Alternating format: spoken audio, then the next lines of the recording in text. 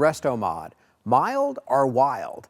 Myself, I'm more of a mild kind of guy. Now, if you watched our videos, you know that most of the cars that my son and I offer are pristine, original examples. Beautiful, original type cars. But I like a Restomod, and I like certain modifications and certain enhancements. I especially like them when the presentation, the outward presentation, still looks substantially stock. I have a Restomod right here, and the outward presentation does look substantially stock. In fact, if I put the factory wheels back on this car, it would look bone stock. But this car is a wolf in sheep's clothing. In fact, the modifications and enhancements to this car make it anything but stock in terms of performance. Now, before we talk about those modifications and enhancements, let's look at some of the original DNA that makes it a cool car on the OEM or the stock side, and its options. You know I like high option cars, and this is a really well-equipped car. Come check all the options out. Okay, so I mentioned there's a bunch of options, and there are. Let's start on the outside of the car. We've got the blinker hood, and we've got all the GT options, starting with the fog lights on front, and the special rear panel in the rear with the special exhaust tips, and then the special pop-open gas cap with the GT call-out, and the call-outs on the side of the car, the GT call-outs with the stripes.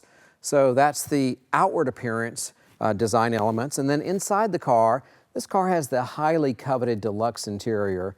Just love this for '67. It comes with so much visual stimulation. And of course, there's the deluxe bucket seats, which have the nice plastic surrounds and the medallions in the middle. This car also has a fold-down rear seat. And then it has with the deluxe interior, it's got the molded door panels and the nice brushed aluminum components throughout, which really are gorgeous. I love those. And this car has the lower console and the upper console with the map lights. And of course, it's the optional C4 automatic transmission.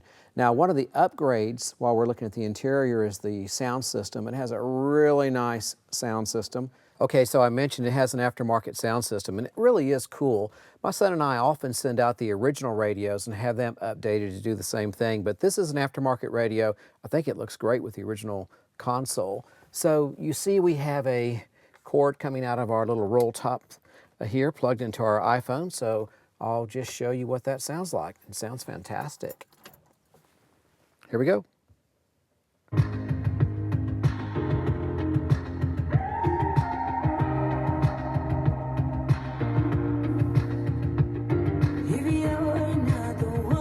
Very nice. So we've got updated speakers in the front, and we've got updated speakers in the rear, and the end result is there's some good tunes in this car. Okay, now, so that's it for the original DNA, and the car is super cool as it stands. So what are the modifications? They're mainly performance related, and boy, does this car have the performance. You'll see that in a minute in the test drive. Now let's go look under the hood and start talking about performance. Okay, so the performance has been substantially enhanced in this car. The little 289 mil that came from the factory, of which I'm a big fan, has been replaced with a 351 Cleveland, a real torque monster, professionally built, open chamber heads, a split duration cam, and a lot of other goodies. Come take a closer look. Okay, so you can see it's really anything but stock. And not only does it look good, it performs super good. So what do we have? Well, I failed to mention a minute ago that this is a factory air car that we converted or updated, if you will, the air and heat system to the modern vintage air system running the Sandlin compressor.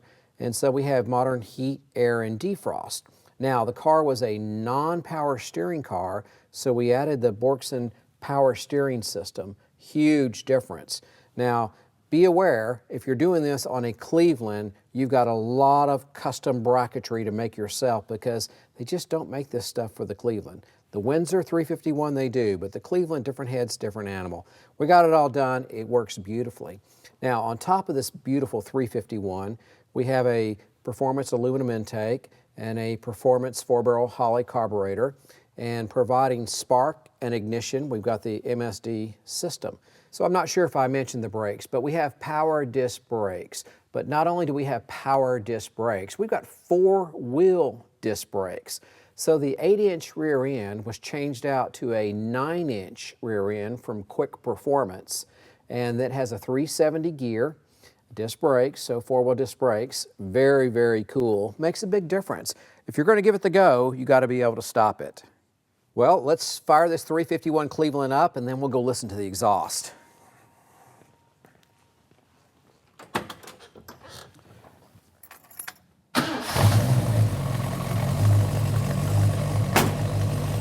Come around back and listen to the exhaust.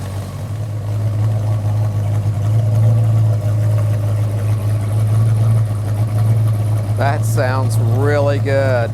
It's a MagnaFlow system with a cross pipe in the middle, coming out with the factory tips, and we're running the stock Cleveland exhaust manifolds. Very cool. Let's go on that test drive.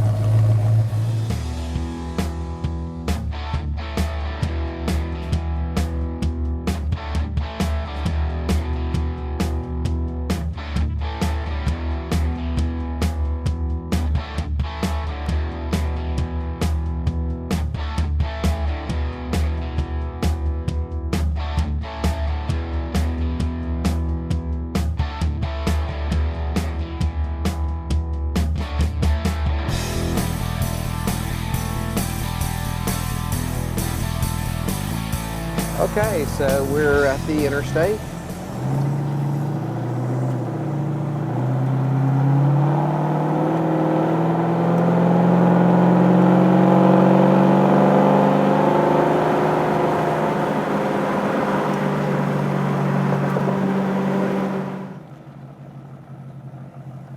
Okay, I'll give it a little gas.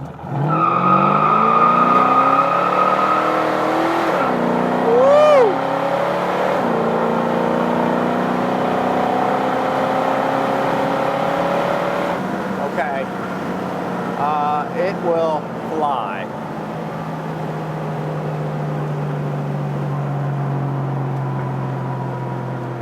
This is a fast car.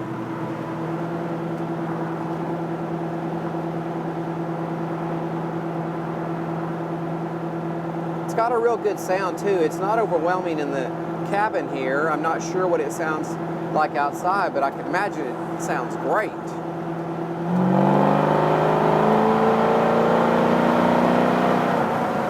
It certainly digs in and pulls.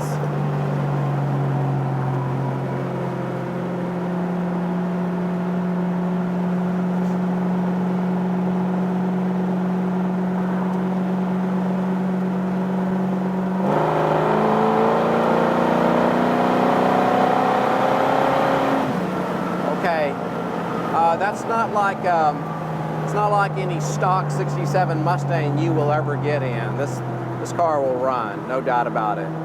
But I don't think it's overbuilt. It doesn't have a radical rumble to it. It idles nicely. It sounds beautiful. Doesn't run hot. We still haven't even got midway here. The speedometer's jumping around just a little bit. Sound system is amazing.